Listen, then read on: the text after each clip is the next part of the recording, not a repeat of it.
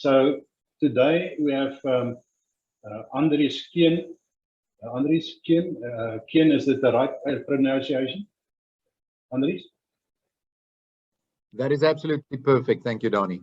All right, 100%. All right. The presentation will provide you with an easy to use behavioral profile framework to create self-awareness and adapt your behavior when managing others. Now, it's very important to notice that there's a difference between personality and behavior. Personality is something that is fixed in you at the early stage in your life. Behavior is a choice. You will behave in certain circumstances different ways. So Thomas International is a leading assessment provider operating in more than 60 countries around the globe. Their aim is to enable organizations to recruit, retain, and develop their employees through a range of assessments, related instruments, and services, thus focusing behavior, emotional intelligence, team development, and employee engagement, etc. They currently provide these services to a number of universities and other educational institutions in South Africa and around the globe. Andries is currently the Managing Director of Thomas International in Africa. The experience includes substantial time work in South Africa, the rest of Africa, Australasia, and the UK. Andries is a regular speaker at international conferences and events on the topics such as leadership, people management, and human behavior. Now, during this presentation, the protocol that we will follow on questions, we will use the Q&A column for questions aimed at Andries for clarification after the presentation. Andries will use the chat box during the presentation as and when he wants quick responses from you guys. So remember to use the two boxes differently. It's Q&A for questions to be answered after the presentation, and chat box. Andries will call on you guys to reflect some answers in the chat box during the presentation. Andries, thank you very much for your assistance in sharing your valued knowledge on a very difficult topic. The floor is yours. Thank you very much. Thank you very much, Donnie, for that introduction, and thank you for the opportunity to spend a bit of time with you guys this afternoon. Thank you also for everybody that's given up some of their time past 5 o'clock in the afternoon. I hope it will be valuable to you as well. I'm going to start by sharing my screen. So give me 1 second. Let me just put that in place. Right, you guys are now supposed to see my screen without anything on the sides or at the bottom. Is that the case, Donnie? Okay, perfect. Right, ladies and gentlemen, Donnie mentioned in his introduction that soft issues or soft skills are very often the things that are overlooked, and that in the end could actually lead to your project being unsuccessful if they are overlooked, or your company not achieving its goals. We have a saying in our space that soft skills are the hard skills. And we say that because it is very often a lot easier to teach somebody a coding language, or to teach somebody a new process, or to teach somebody a new way of doing things than it is to change behavior. And for that reason, that which is very often regarded as soft skills actually become the things that are a little bit more difficult, but yet no less crucial than the hard skills, irrespective of which environment you are in. We, as an organization, have quite a number of clients in the engineering space, in which you guys work a lot in mining and metallurgy. And we find that engineers, quite ironically, actually enjoy the frameworks that we provide, because it gives you something tangible. It gives you a framework that you can use to adjust and to adapt behavior, which obviously is, as you guys, most of you being engineers, I would assume, would know that is very, very handy. So this afternoon, we're going to look a little bit at behavior, and then specifically start looking into a behavior model or a behavior framework, as I said earlier on, and then try to apply that to the current situation in which we find ourselves, which is one where a lot of people are working remotely. Some people have obviously returned to offices, but I think you guys will agree that the pandemic around the world over the last 18 months has actually changed the way in which we look at work, with companies rethinking whether it's necessary to have people in offices and more companies moving remotely. We as an organization, since the start of the pandemic 18 months ago, have had a number of people recruited in South Africa who work for our UK head office, but they're located in South Africa because we realize that we've got fantastic skills down here. Sorry, I say down simply because of the geographical makeup of the globe. And obviously the time difference is not that much between the UK and South Africa. And that has allowed us to really rethink the way in which we operate as an organization. And I think we're not alone in that. I think a lot of other organizations are doing exactly the same thing. The behavior model that I'm going to be using today is very simple, very straightforward, but at the same time, that does not make it less valid and less reliable. This particular instrument that we're talking about today, the personal profile analysis, has been validated extensively over the last 30 years and is currently registered with the Health Professions Council of South Africa as a valid assessment that can be used both in the recruitment and development of individuals. Just a little bit more about Thomas. As Dani said in the beginning, we operate in just over 60 countries around the globe at the moment. We've been in South Africa since the late 80s. So quite a substantial time that we've spent with clients in South Africa specifically. And our client base includes everybody from the big banks right through to people running 2 or 3 man consulting businesses. And the purpose and aim of our organization is to enable managers and organizations to manage their people better, whether that means recruiting the right talent, whether that means developing those people into the ideal roles that we want them to be in, whether it's succession planning, whether it's employee engagement, pretty much anything related to human behavior and the understanding of the different aspects. We're only going to look at behavior today, but I will make 1 or 2 references to some other aspects, such as emotional intelligence, for instance, personality, which Dani also mentioned in his introduction, cognitive ability, and all those things obviously need to be taken into consideration whether you are recruiting or developing or managing people. But for today's purpose, we are only going to look at behavior. As Dani said, the Q&A box at the bottom of your screen is available. If you want to pop some questions in there, please feel free to do so. And I will address those at the end, and then we'll be using the chat box during the presentation and the conversation. I really want to make it as interactive as possible. So I'm going to pose a few questions to you guys, and then I'm going to ask you to put your responses in the chat box so that I can see it and respond to it in real time. Right, so let's look a little bit at behavior.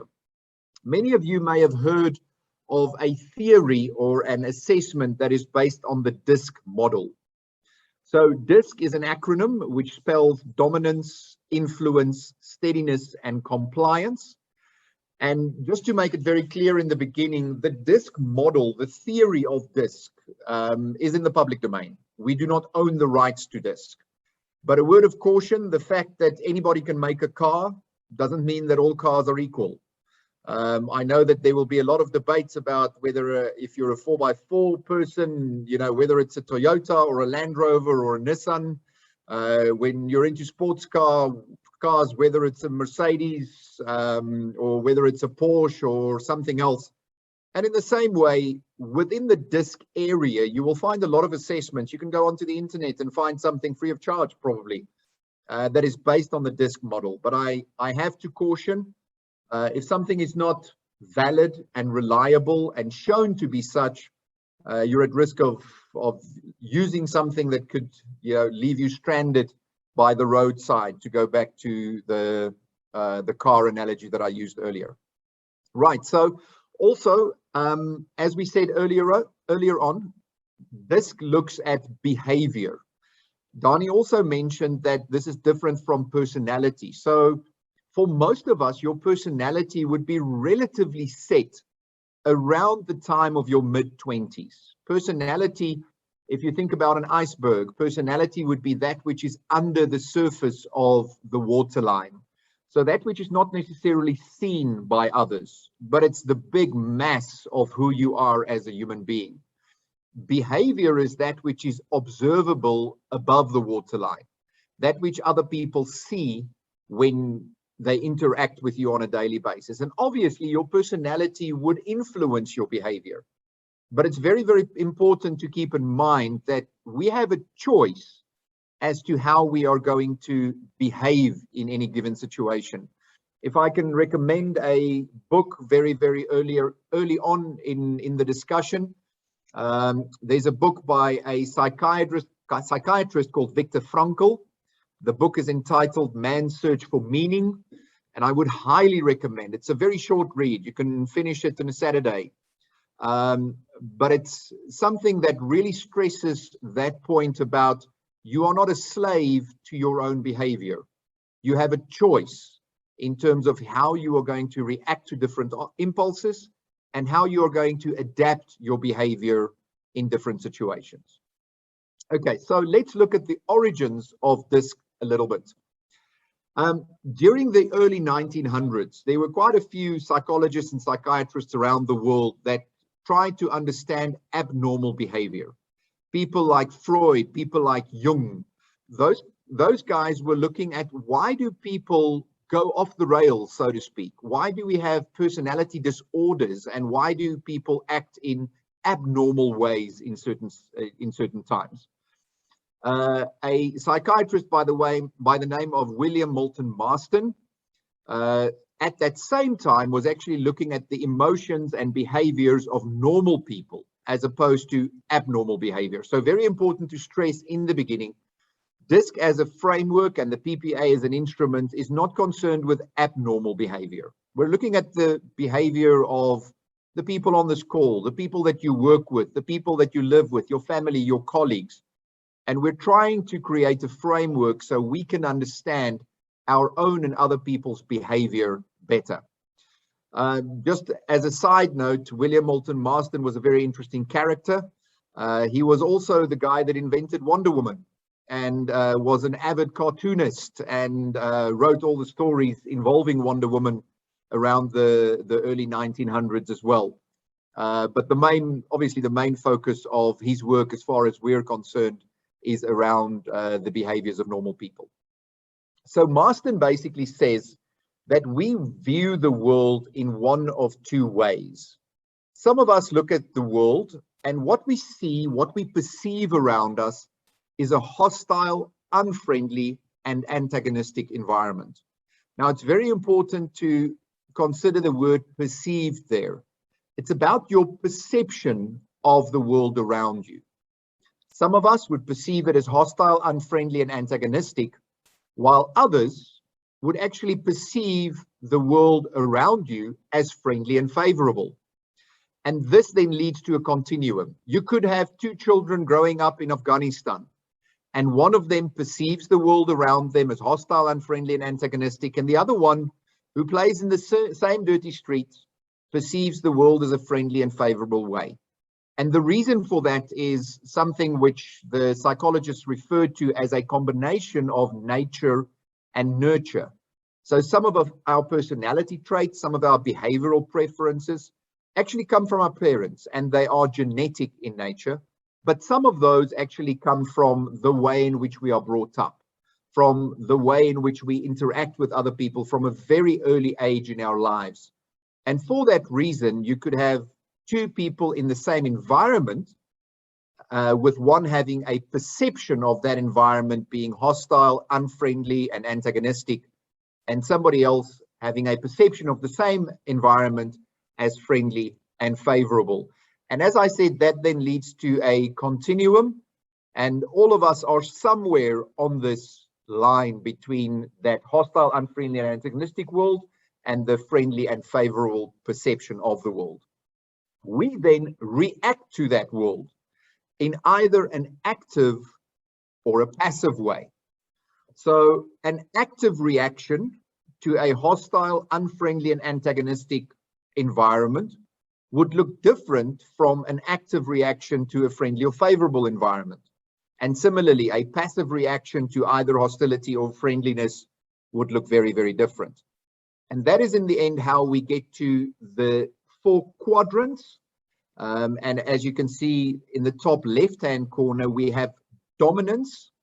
The key word there, or as we refer to it, the P word. We attach a P word to each of these to make it easier to understand.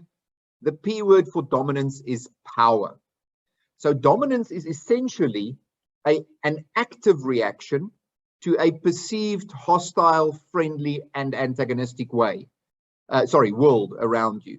So if you think about somebody that faces hostility and then fights against that hostility, that would give you a good indication of what dominance is all about. In the bottom left-hand quadrant, we would have somebody that perceives the world as a friendly or favorable place and then react actively to that. And we call that influence. And the P word there is people. So this person has a different perception of the world, but their reaction is also active, same as the dominant person. But then obviously the behavior is going to be very different because one perceives the world as hostile and the other one perceives the world as friendly and favorable. In the bottom right-hand corner or quadrant, we would have a passive reaction to a friendly and favorable environment.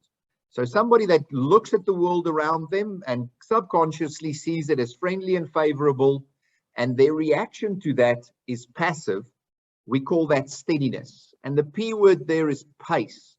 I think it makes sense if you logically think about the fact that if I perceive the world as friendly and favorable, I would not necessarily want to change that. I would like it to remain steady. And the pace there, very important to note that if somebody has a high level of steadiness in their behavioral preference, that means that they prefer to do things a little bit slower, but more thoroughly.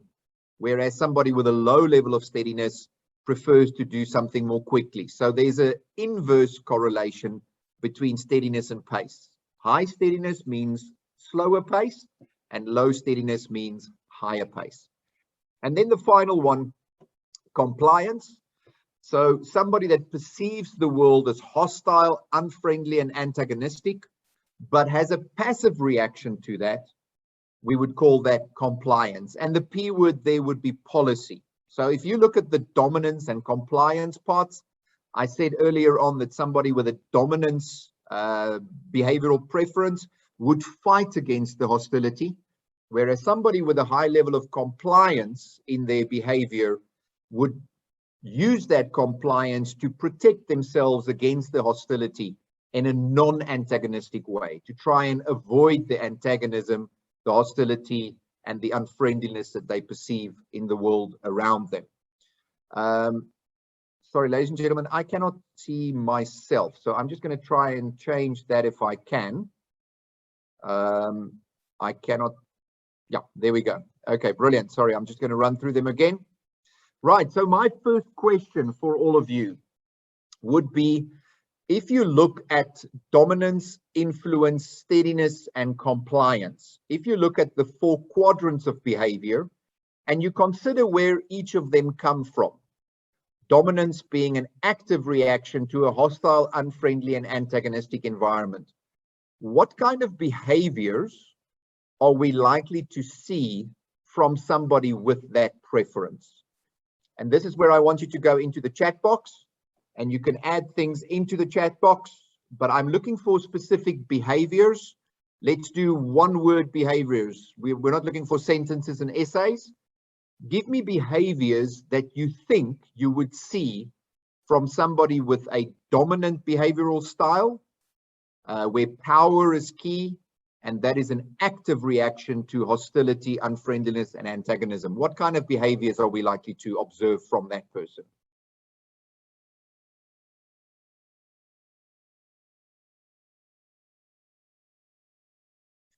Right, we have stern, we have command, we have fight, we have talkative, authoritative. What else? What other behaviors? Controlling, yes. Remember, it's about power, so they like to be in control. We have aggressive, we have forceful, we have dictatorial. Right, a D leader. Johan, I like that word. Okay, brilliant. Ladies and gentlemen, you are definitely on the right track here. I'm going to show you those behaviors in a little while, but most of the ones that I see on my screen in front of me are absolutely spot on. If we then, oh, megalomania, Mark, thank you for that one. Yes, power hungry. The key word there is power, as we said. These people like to be in control, so that makes absolute sense. Right. If we then move to the bottom left-hand quadrant, and if we ask the question, if somebody perceives the world as a friendly and favorable place, and they have an active reaction to that, what kind of behaviors do you think we are likely to see from that individual? The behavioral style is influence, and the key word to help you there a little bit is people. Jim, you're absolutely spot on. They are negotiators. Neil, you're correct. They are high on encouragement. We very often refer to them as cheerleaders. They're the people that really encourage others and, you know, use language of praise and communication. Brilliant. Thank you, Xavier and Johan. What other behaviors are we likely to see? Mark, you're right. Consultative, sociable, absolutely, Richard. These people like to be surrounded by other people. They are social animals, and they very often like to be the center of attention and to be part of that social circle. Tineke, you're right. They will strive for consensus. They are team workers, absolutely. Anything else that anybody can think of?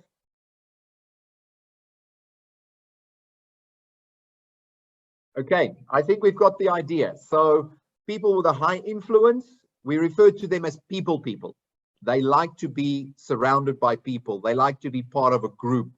They are social animals. Now, while extroversion and introversion are personality traits, and we spoke in the beginning about the difference between personality and behavior, we very often find a very high correlation between high levels of influence and high levels of extroversion.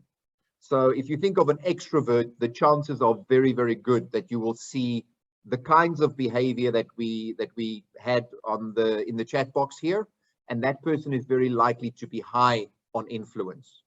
Right. If we move to the bottom right-hand quadrant, now remember, we're still talking about somebody that sees the world as a friendly and favorable place. Their perception is of, you know, this is a good place to be, but their reaction to that is more passive. So we refer to that as steadiness. And we said that there's an inverse correlation between steadiness and pace. So people that fall into this quadrant in terms of their behavioral preference are likely to be a little bit slower paced. What kind of behaviors do you think we will observe from people that fall into that quadrant?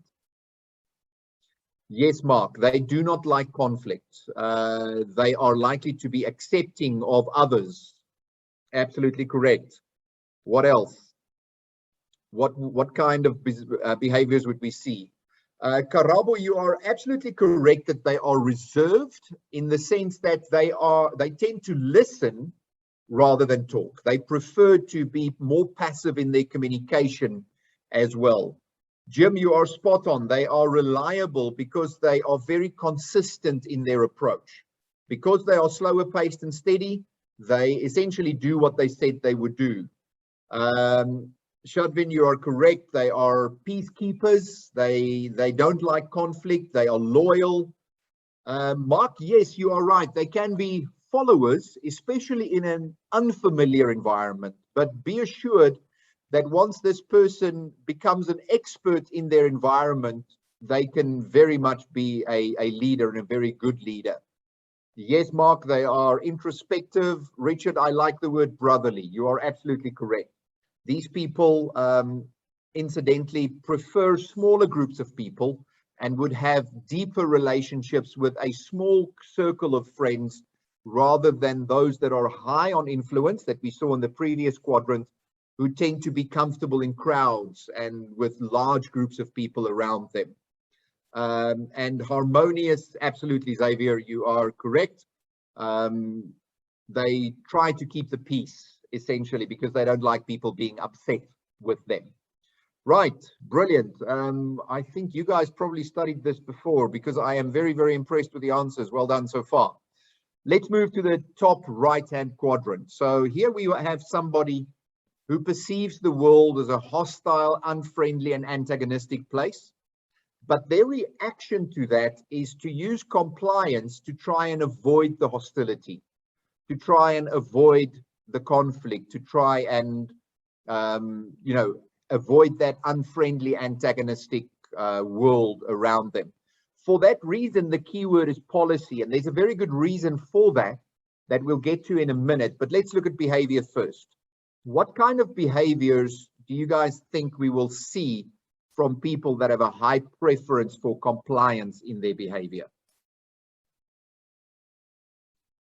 More than my job's worth. Julian, you are absolutely right. They can very often be legalistic. They follow the letter of the law, not necessarily the spirit of the law. They can be bureaucratic because of that. Mark, you're right. They're also likely to be reserved, like the high S's that we had in the previous one. Jim, you are correct. They are likely to conforming to rules, regulations, and the norms. Neil, spot on. They are detail-oriented. They tend to write you emails that are pages and pages long because they don't want to leave anything out. And Richard, you are correct. They can be uncompromising in their following of the policy or their following of the rule or their regulation. Right, anybody else? Anything else that anybody can think of? Compliance? Johan, you are absolutely correct. They are quality-oriented people. Because they delve into the detail and because they want to get things right, they will go over something over and over again in order to ensure that the quality is of the desired standard. If I can ask the question, just as a matter of interest, can anybody think of a public figure within the South African or global context that would be high on dominance? If you think of public figures, somebody that you can think of that would have this power approach to the world around them, who comes to mind? Which public figures come to mind?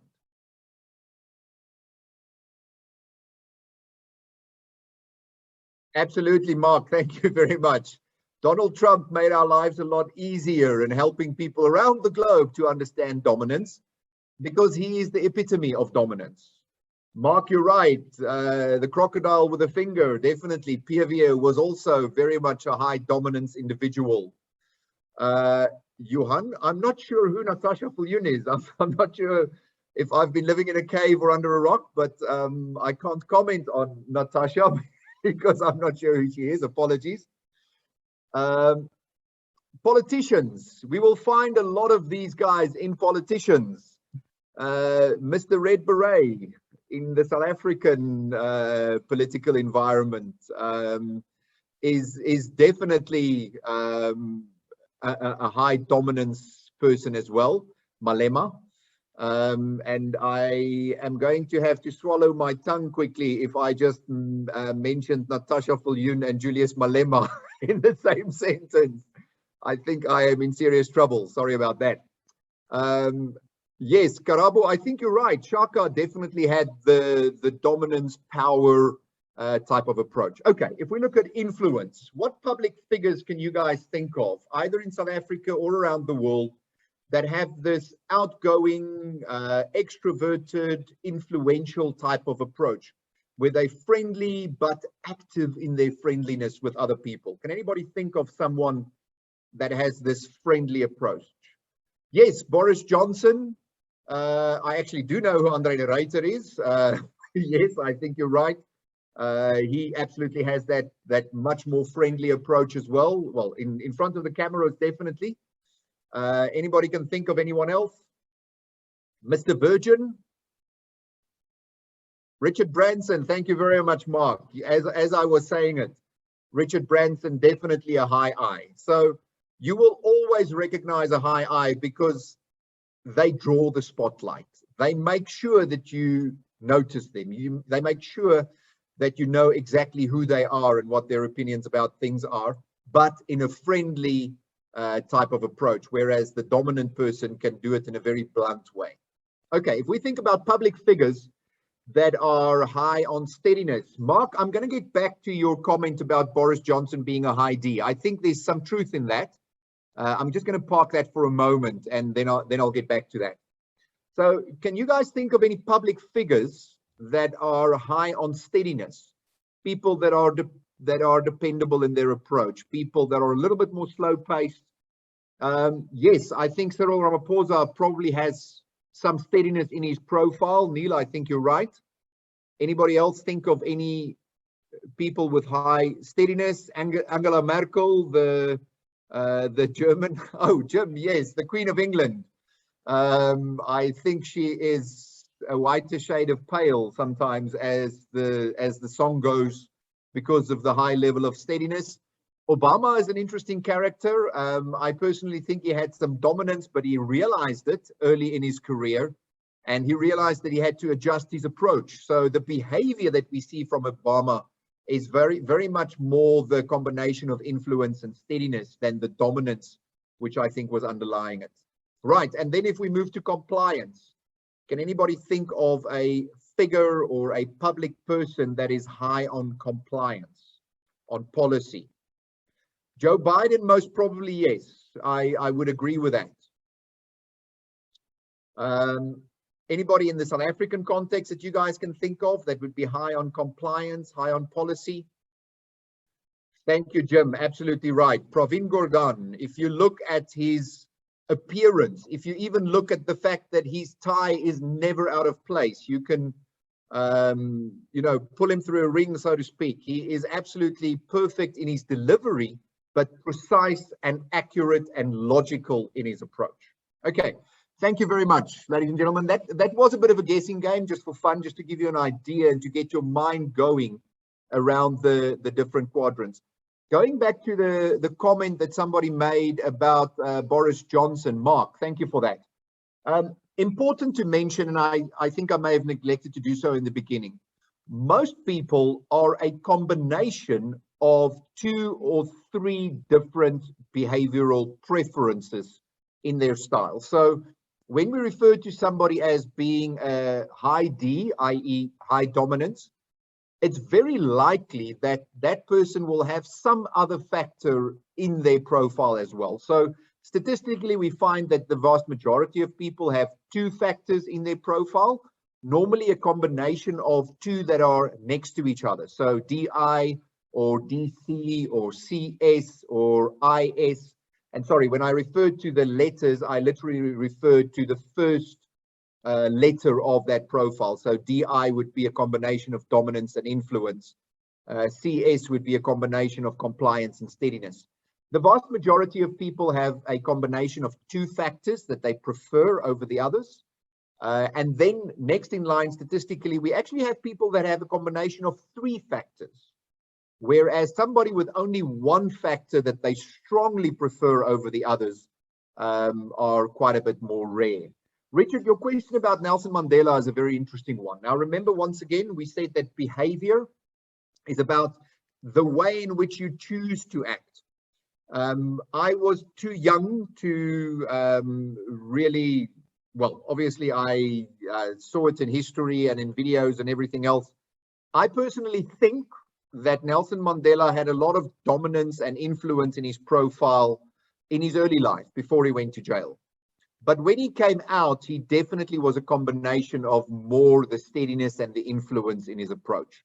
I see a lot of correlations between Obama and Mandela in terms of the way in which they approach people, that peacemaker mentality, the whole idea of, yes, we need to get things done, but we need to take people with us on the journey rather than upset them along the way.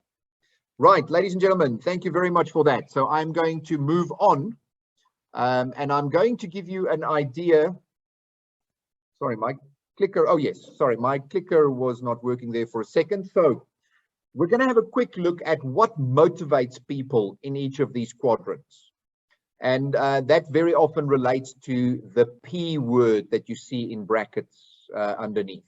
So if I can ask the question, what do you think would motivate somebody with a high level of dominance? What would it be that they would be after more than anything else? What would they try to achieve through their behavior? What would be their main motivator? Any ideas? Power, control. Yes, Mark, Neil, you are absolutely spot on. So for a high dominant person, it's about having the power, having the control, and being in charge. For somebody with high levels of steadiness, any ideas what the motivator would be for somebody with a high level of steadiness?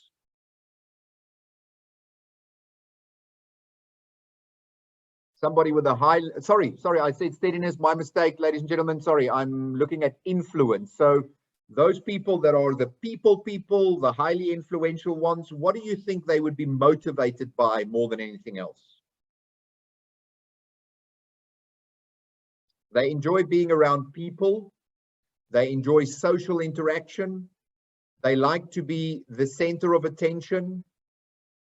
Not quite yet. Harmony is going to come in a little bit later. So it's about the active social involvement. It's about being the center of attention. Can anybody think of a word that would encompass that? They do like to win. They do like to be the leader, but so does the high D. There's something. Oh, Julian, you're getting very close. Julian is very, very close when he talks about popularity. So the thing that somebody with a high I likes more than anything else is specifically about praise and recognition, but I'm going to qualify that. It's about public praise and recognition. We always joke and say the worst thing you can do with somebody with a high I when they've done a good job is to take them into your office, close the door, and when nobody else can see them, tell them how fantastic they are. They actually want that to happen on a public stage. They're the type of people that enjoy absolutely, Shadvin, you're right. They enjoy fame. They enjoy the idea of being the center of attention and getting the recognition that goes with that. Right, if we think about steadiness, the bottom right-hand corner, if you guys think back to that, that's about steadiness, people that they like the status quo, they want to maintain what they see as a friendly and favorable environment. What do you think would be their motivator? What would they, oh yes, thank you very much, Ian. You're absolutely spot on with the first one. They are motivated by security. And now we need to clarify here, it's not necessarily burglar bars and alarm systems. It's about the security of knowing what's coming so that they can prepare for it and that they are not caught off guard. If we have time in the end, remind me, Donnie, to tell you the story about my wife and I and the trip to Paris when we were newlyweds. Make a note of that, please. If we have time at the end, I'd love to tell you that story to illustrate the difference between the different behavioral motivators. Right, and then the final one, if we talk about somebody with a high level of compliance, what would they be motivated by? What is it that they want to achieve? What is it that actually gets them to a point where they go, great, this is what I was looking for? Any ideas? Perfection, you're on the right track, Mark, but perfection and accuracy, as Neil says, according to what? According to whom? So what is there, how do you measure the perfection or the accuracy that somebody with a high level of compliance is looking for? To be right, Ian, you are right, but there's something else. To be right according to whom? Any ideas? A standard, Karabu, you're right. I'm going to give it to you guys. It's about standard operating procedures. So it's very often interesting if you look at this list and you are a high D, you're a high on power and authority. You cannot imagine that standard operating procedures could actually motivate somebody. But that's because they're different from you. And if you're a high C, you cannot imagine how praise and recognition could motivate somebody, because people with a high S and people with a high C very often don't like the limelight. They don't like to be called up to the stage at the end of year function and receive an award.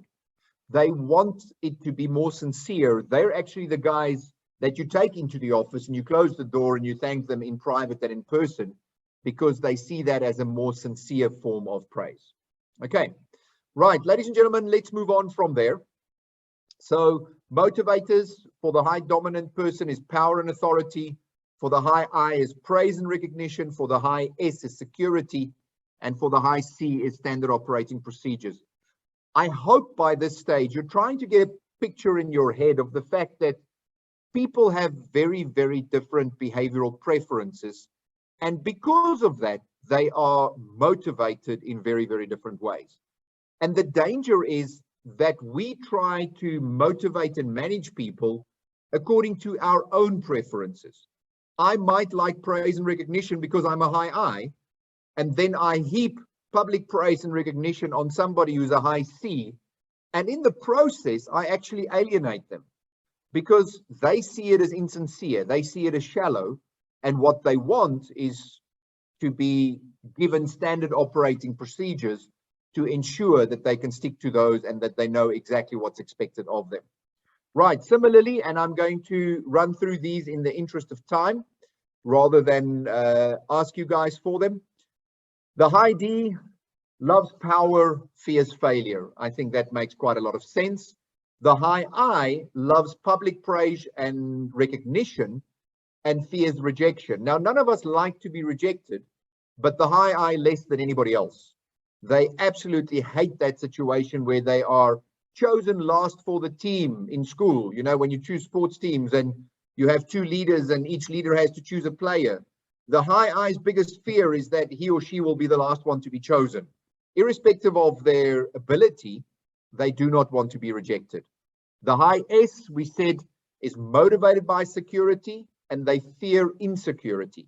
They fear an environment where they don't know what's coming, where they can't prepare for something and to be caught unprepared or unawares.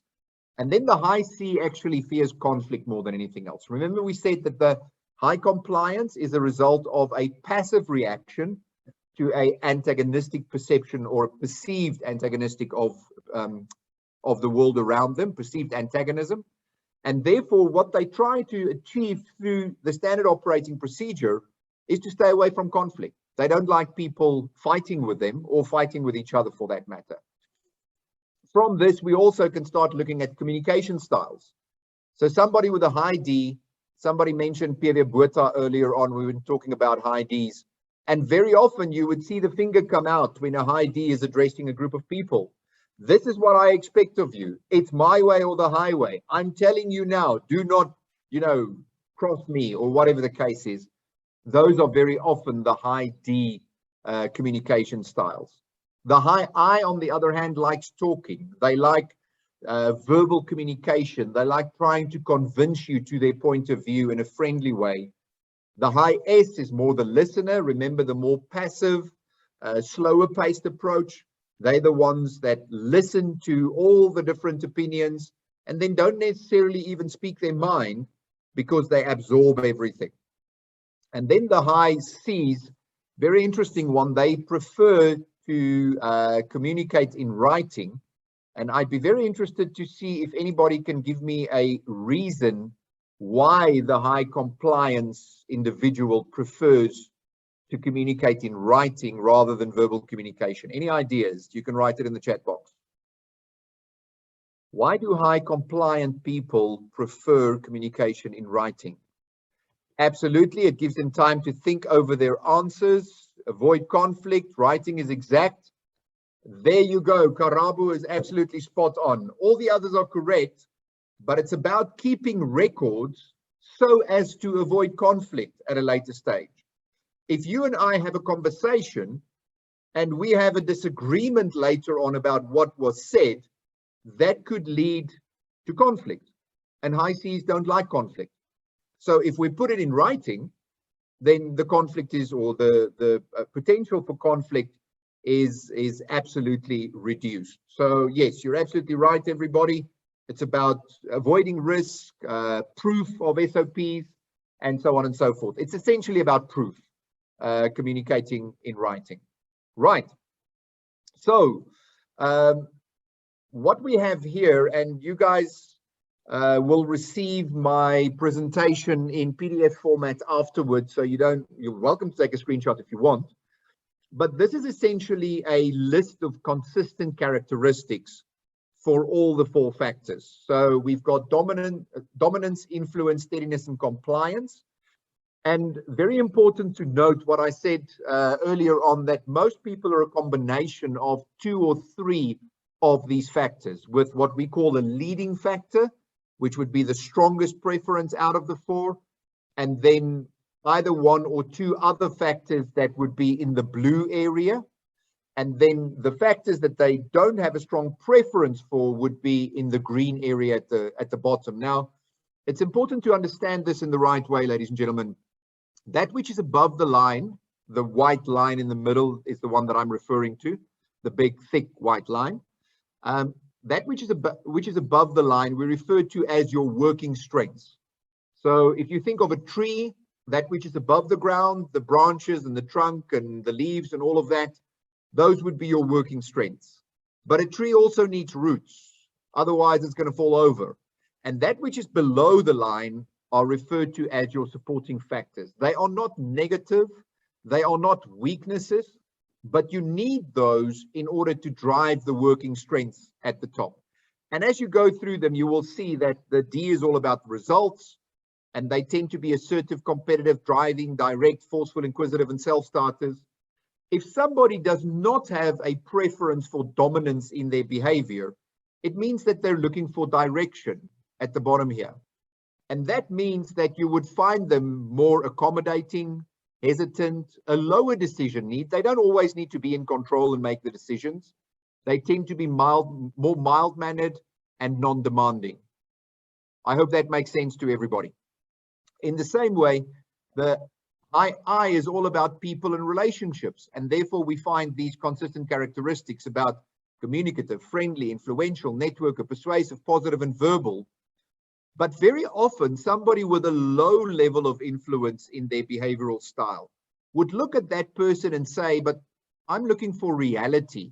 And this looks quite fluffy up here.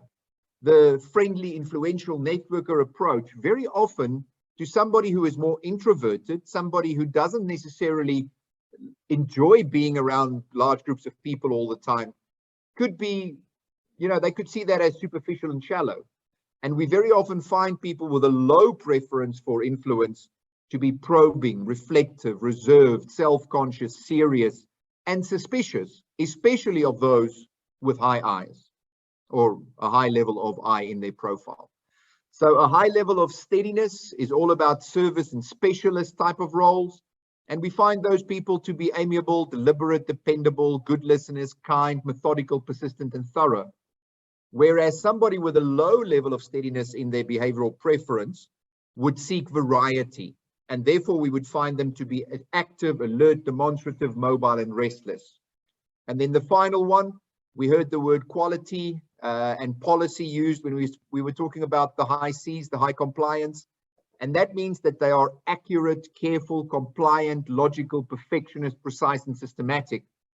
Whereas somebody with a low level of compliance in their behavioral preference would be firm, independent, persistent, strong-willed, and sometimes even stubborn. Now, if you look at these 4 quadrants and the fact that all of them have descriptors above or characteristics above the line and below the line, you can now start thinking about different combinations. So somebody can have a high level of dominance and high level of influence and even high level of compliance combined with a low level of steadiness. And that means that that person would have all the characteristics of the high dominance, all the characteristics of the high influence, combined with being active, alert, demonstrative, mobile, and restless, and then all the characteristics of a high level of compliance. Similarly, you could have somebody that we would refer to as a CS combination, somebody with a high level of quality or preference for compliance and a high level of preference for steadiness. And you would find these groups of characteristics combined with the ones below the line as far as dominance and influence are concerned, because they have lower levels of preference for those specifically. Right, and as I said, this will be sent to you in PDF format. So if you have any questions, you can pop them in the Q&A box, and we will attend to those after the presentation as part of the Q&A. Right, so the question then becomes, what do we do, or how do we apply this within the environment in which we're working at the moment? So each of these factors or each of these preferences that people have different challenges to overcome when you're working remotely. And I hope by this time you're starting to get an idea in your own head of what your behavior preferences are, and which of these quadrants you have a strong preference for, and which of those you have a low preference for, which of those you don't necessarily identify with. So somebody with a high level of dominance, if they start working remotely, they may often feel lost and disempowered, because especially in something like a sales role where we find a lot of people with high dominance, they could find it very difficult to deliver the results that they normally would. And because of that, they are likely to experience frustration, and they could become a little bit more blunt in their communication. A high I, on the other hand, remember we said that they like to be around groups of people. And for that reason, working remotely for a high I can be extremely challenging, because they do not have access to people to discuss ideas. These are the types of people who love walking around the office and having impromptu conversations with people about things and asking questions around the water cooler or the coffee machine. And they are likely to experience loneliness and boredom if you don't check in with them on a regular basis when they are working remotely. People with a high level of steadiness, support is extremely important to them, and they could feel isolated if their support networks aren't accessible. And the fact that the pandemic came as a sudden change was actually quite challenging for people with a high level of steadiness, because I'm used to going into my office and working in the office, and now suddenly the president comes on air and he says that for the next 7 weeks I'm not allowed to go into the office, and those 7 weeks turn into 7 months, and now it's 18 months later and I've not been back to the office yet. And that is a very challenging change for people with a high level of steadiness. Interestingly, when people start going back to the office after 18 months, the high S's could find it difficult to return to the office, because they have now become comfortable or accustomed to the way in which things actually now work. This has become the new norm for them. Somebody mentioned the word norm when we were talking about high level of steadiness earlier on. And therefore, they are likely to experience anxiety and stress if they're not supported.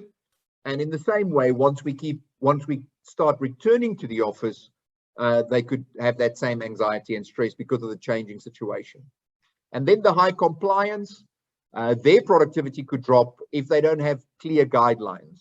So if they had a manager that was managing them very hands-on previously and telling them what to do and advising them and who they could consult with in the office, now having to be far away from that person could be difficult for them as well. Interestingly, we find that people with high levels of compliance tend to adapt to technology very quickly because it's about detail and process and policy and those type of things. So once again, if we can use the technology to provide them with clarity, then that could help them a lot. Right. So let's have a quick look at adapting your style. So as I said earlier, I hope each of you have an idea now of more or less what your behavioral preferences are within this framework. And by the way, at the end of the presentation, I will give you an email address that you can contact us on.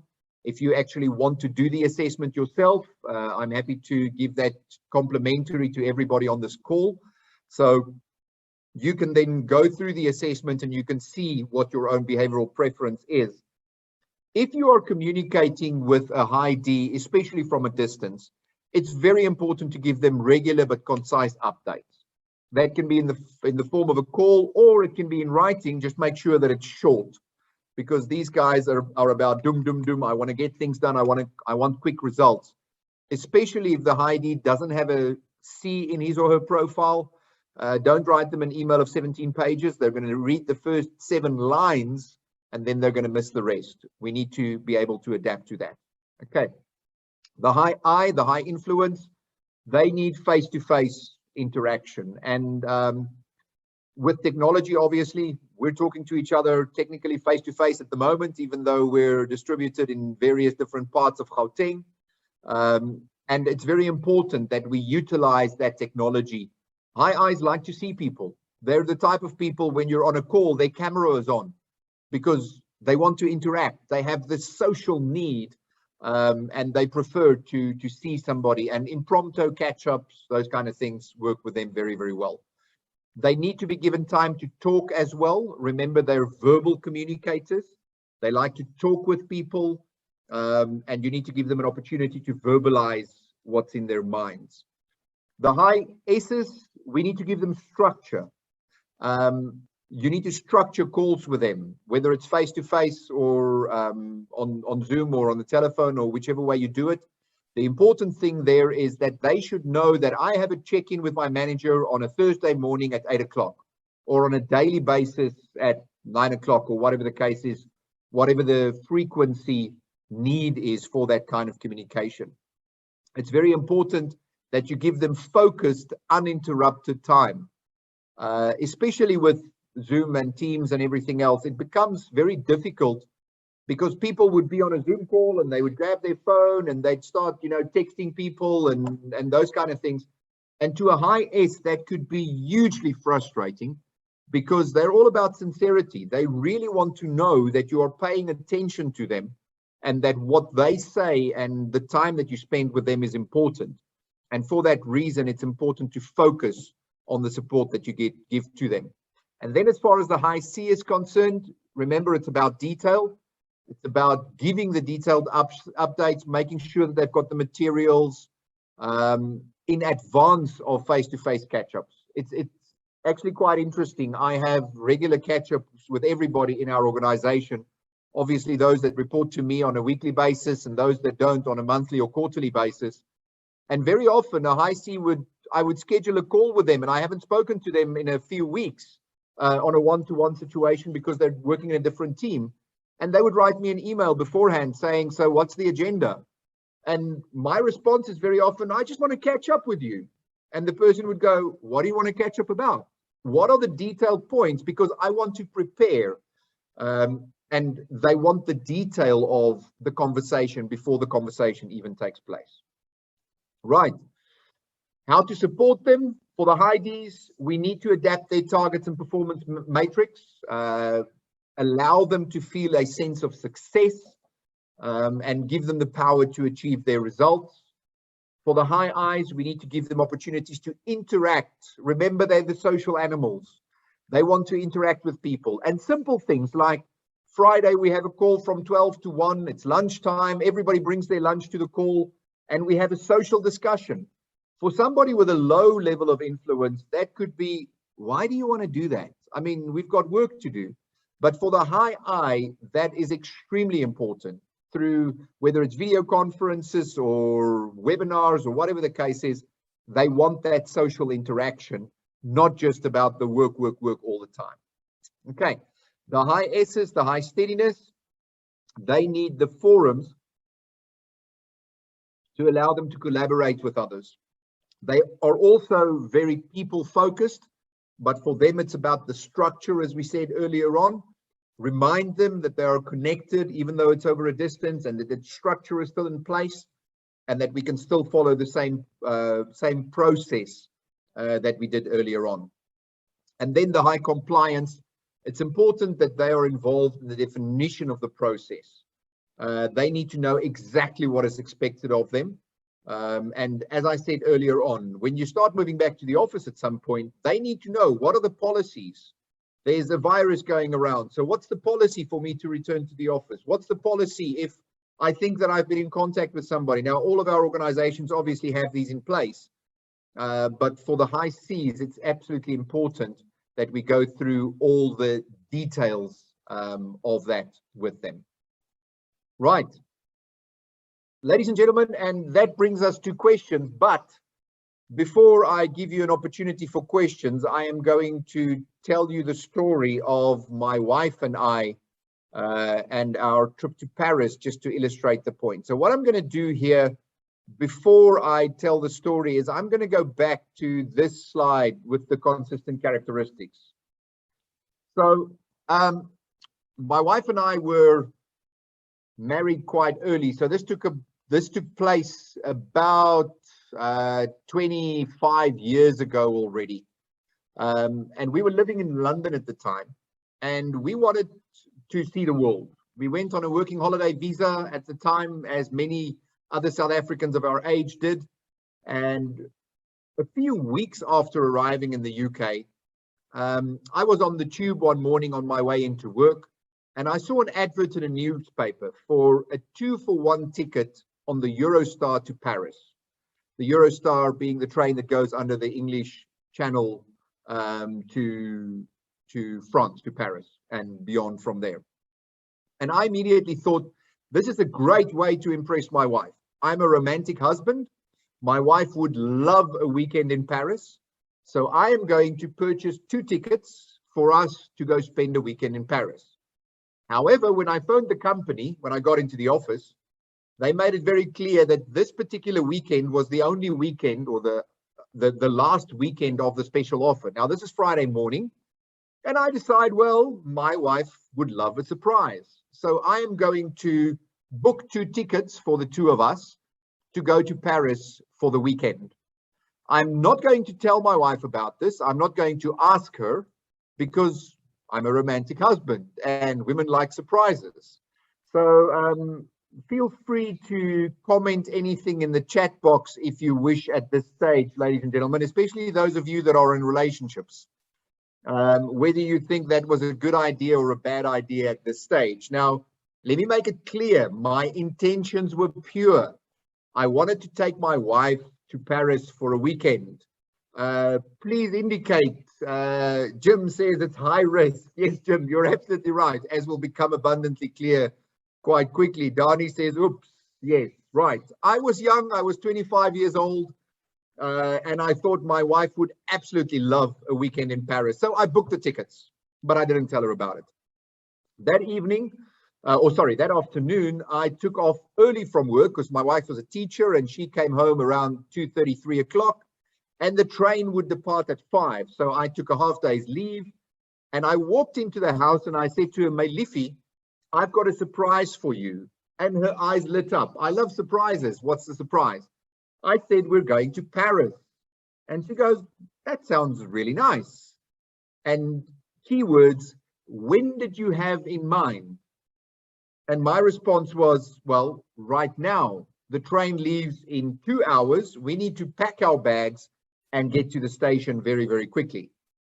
And my wife's reaction was, she froze. And then the tears started running down her cheeks after a few seconds. Initially, I thought they were tears of joy because I'm such an amazing husband, and she couldn't believe that I had, done this, and such a fantastic surprise. And she's always wanted to go to Paris. However, lo and behold, it became clear very quickly when she started crying full out that those were not tears of joy. joy. Those were tears of absolute fear and astonishment that I could do something like this without talking to her first. And I said to her, don't you want to go to Paris? And she said, of course I want to go to Paris, but I can't go to Paris right now. I've got other plans for the weekend. And so it turned out on a Sunday morning, we were involved in a South African church in London. That Sunday, it was her turn to look after the kids during the service. And she says to me, well, I can't because I need to look after the kids at church on Sunday morning.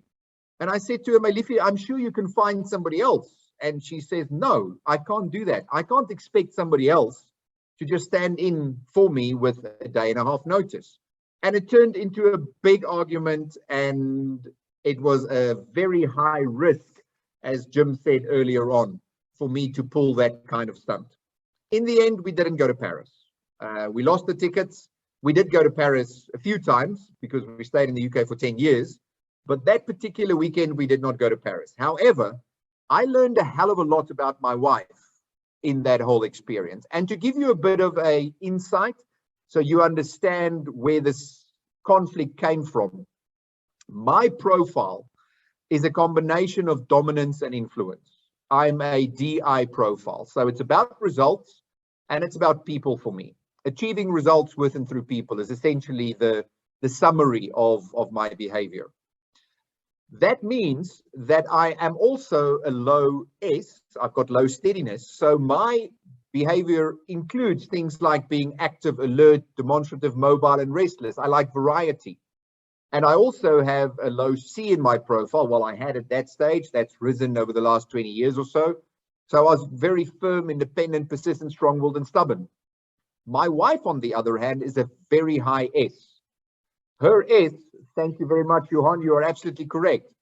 Her profile is an SC combination, which means that she is amiable, deliberate, dependable, good listener, kind, methodical, persistent, and thorough, but she is not active, alert, mobile, and restless. And she is accurate, careful, compliant, precise, logical, systematic. So I hope this story illustrates the fact that even though my intentions were pure and her intentions were pure, it still led to substantial conflict in our relationship on the day. The story does have a happy ending, though. We're still married 25 years later. And because I now know that my wife likes looking forward to things more than being surprised by them, our anniversary every year is in November. So what I do is I book something in May. After consultation with my wife, I show her all the different options on hotels.com or on Travel Start or something like that. And, you know, we decide together where we're going to go. And then she's got 6 months to look forward to our anniversary. The nice part of it is because I've got a very low S, I forget all about it. So come November, I'm excited about a surprise anniversary that is coming my way. And my wife's been looking forward to it for 6 months and everybody is happy. In exactly the same way that we have different behaviors between myself and my wife, I have different behaviors in my team. I have different people that prefer to have things done in different ways. And if I'm going to be a great manager, that means that I need to be able to adapt my behavior. I need to manage a high S differently from the way in which I manage a high D, because they're motivated by different things, they fear different things, and they've got different styles. Right, ladies and gentlemen, that is pretty much it as far as the presentation is concerned. I'm going to run through it again so you can see the contact details at the end. And while we do the Q&A, you guys are welcome to send an email to inquiries-sa@thomas.co. That is not a typing error. It shouldn't be thomas.com or thomas.co.za. It's just thomas.co. And then if you either want to do the assessment on a complimentary basis or you're looking for more information about how we can assist you, then please feel free to send an email to us there. But I'm happy to take a few Q&As. Shall we have a look at what's in the Q&A box? Donnie, are you driving that? Yes. All right. I see we have a comment there. Thanks, Andries. Can you describe the difference, if any, between the DISC and the predictive index?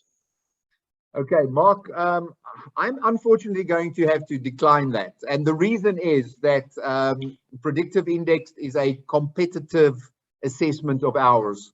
So that's a little bit like asking a Mercedes salesman to tell you about the differences between Mercedes and BMW. I do believe that predictive index is a very good assessment. I will say as much. I have a lot of respect for them, or for the company that distributes this specific assessment. But I can't go into the details in terms of, you know, what the specific differences would be. I'm just too biased to be able to do that. Sorry about that, Mark. Any other questions specifically? Just from my side, in the beginning you talked about Viktor Frankl. What's that book's name again? The book is called Man's Search for Meaning. And Frankl is spelled F-R-A-N-K-L. Viktor Frankl. Man's Search for Meaning. All right. Hi guys, the floor is open. Sorry. Andries, you know, while you were talking, I was looking at a lot of faces in front of me and trying to identify certain profiles, looking in the mirror and all those kind of things. And it's actually very interesting, especially when you look at your example with your wife. How many of our guys had the same kind of rally in ours? My assessment of the engineering species is that they are most of the time quite dominant in the what's the name, in the seaside, and and they also love the steadiness.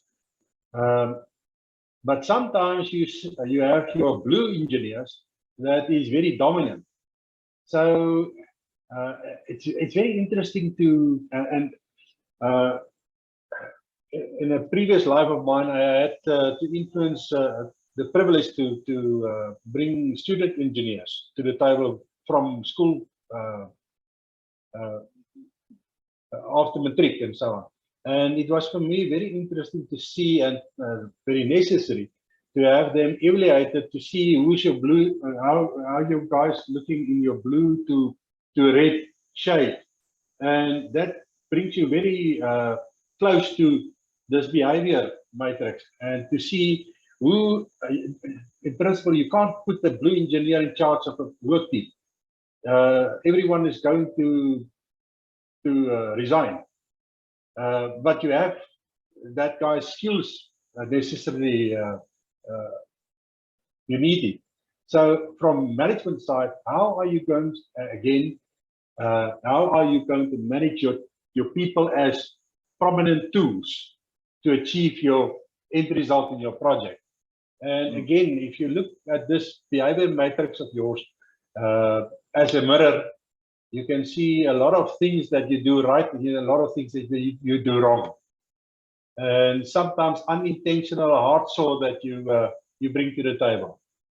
And yes, it's really interesting. It's really, as I say, it's a soft issue for the engineering environment, but it's so necessary. Yeah. No, Donnie, you're absolutely correct. I see there's a question related to what you just said. Johan asks, have you ever used the DISC and MBTI in development or transformation? Yes, Johan, absolutely. So we believe that, as we said earlier on, behavior is a choice. The way in which you act in certain environments, obviously you have strong preferences, but if I'm going to be developing my people or developing my team, the first step is to understand people's behavioral preferences. We always say that 3 things are required for you to have a great relationship with anybody else. The first one is knowledge of yourself, your own preferences, And very importantly, part of that first one is, what is the impact that my behavior has on other people? A lot of dominant people are bulldozers, and they just don't realize it. Donnie just mentioned that it's very often, it's not your intention to bulldoze somebody, but you do it unintentionally because you revert to your natural style if you're not aware of it. Okay. So the first thing that's required for a great relationship with anybody is knowledge of yourself and of your impact on the other person. The second one is knowledge of the other person's behavioral style. Now, obviously, that can be best achieved by doing an assessment like the PPA, but it can also be achieved by, working with somebody for a long period of time, and then looking at the framework that we've just discussed and looking at the person's behavior and, logically drawing the parallels. Obviously, that's not going to be as effective as doing the assessment yourself or having that person do the assessment. But still, you can learn a lot from just observing somebody's behavior in terms of their preferences. And then the final thing, and this is where the development bit comes in, is to actually learn strategies to change your behavior to get the best out of the other person, and for the other person to change their behavior to get the best out of the relationship with you. In the same way that a marriage or any father-son relationship or a relationship between brothers is dependent on both parties being willing to adapt and adjust their behavior, it's exactly the same in the workplace. So we very often do team sessions where we would have a team of people, between 15 and 20 people in a room, and we would talk about the different behavioral styles in the room. And, we would have a conversation. How do I adapt my behavior when I'm working with George? How do I adapt my behavior when I'm working with Mark or with Ian? And likewise, how do they need to adapt their behavior so that we can get the best out of the team in the end? So absolutely, Johan, it's a tool that we very often use as part of a development process, whether it's for an individual or for a team. And just as I mentioned earlier on, if we're talking about personal development, then I would definitely recommend getting something like an emotional intelligence assessment involved as well, because obviously it's about that self-knowledge of managing your own emotions and understanding the emotions of other people as well, which lies more on the personality side, but definitely a developmental conversation as well. Andries, I see there's another question regarding the cost of assessment at your company. Okay, so that's unfortunately not a very simple question to answer, because it depends very much on whether we're talking about a once-off or whether we're talking about a organization wanting to use our tools on a continuous basis. But I'll give you the variance. If we do a once-off with a feedback, it would be around the 1,500 mark. If we do it on a continuous basis for an organization, that can go down to about 700 Rand per assessment for individuals. All right, thank you very much. Camilla, I'm not very sure what you. All right. Yeah. Where's our questions? Come on, guys. Donnie, I'm not sure if you can see. There's a question from Mark Button. I'm not sure if you can see that question, as well as Johan. Sorry, we already answered that one, and Johan's as well. And Johan, okay. Thank you. All right. Any other questions, guys? There's a question from my side, George Dallas here. Given that ultimately humans, we are social animals, and working in a virtual type of environment, surely it's got a limited shelf life, this new way of working, and at some point it's going to revert to normal as we know it, because this new normal is not really normal. It's partially normal and it's fast running out. Your response, Andries? It's a very interesting observation, George. And what we have found is that different people and different companies have embraced, as you referred to, the new normal to various degrees. We ran quite a bit of research over the last few months, specifically about whether people prefer to return to work after the pandemic. or whether they want to continue to work from home. Or third option, do you want a blended approach? And the third option is the one that wins by a country mile.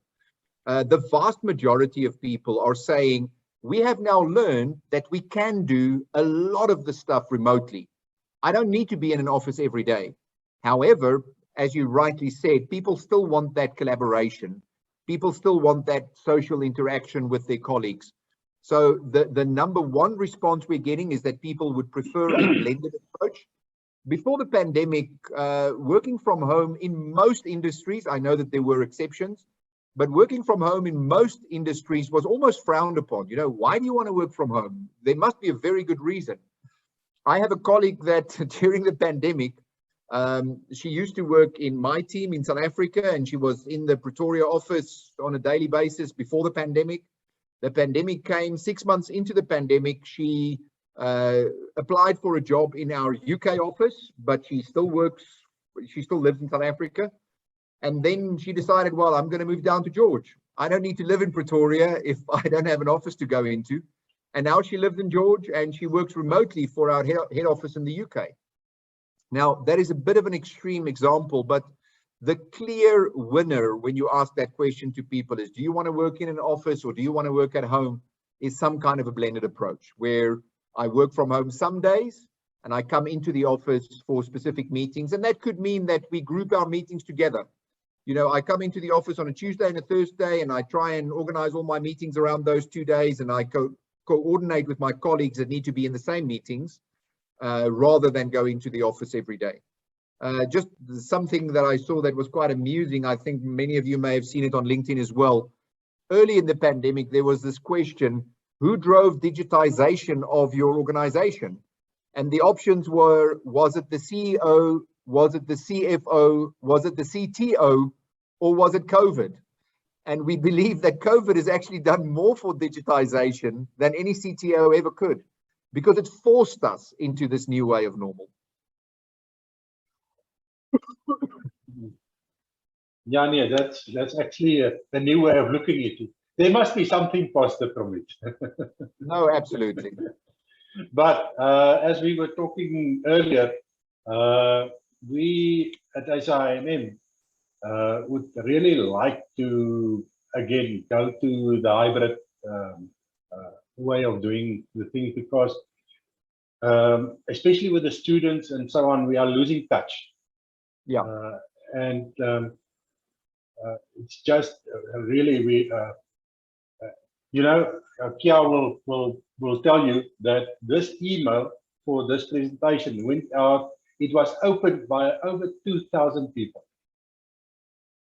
And I think we ended up today, we had attendance RSVPs for nearly 90. And the guys that's on the Zoom today is about 37. So it just tells you that the people really want, they are Zoom fatigue. Yeah. They really would nearly give an arm and a leg to get a proper, as we did it in the past, presentation with a cocktail afterwards, with a you know, Q&A around a few snacks and so on, where they can rub shoulders with the grey beers and those kind of things. And there was also a lot of work done during the sessions, and it totally get lost. So in the SIMM world, we really need to concentrate now. Yes, we achieved now the Zoom thing, but now we need to achieve start achieving the hybrid way of doing it.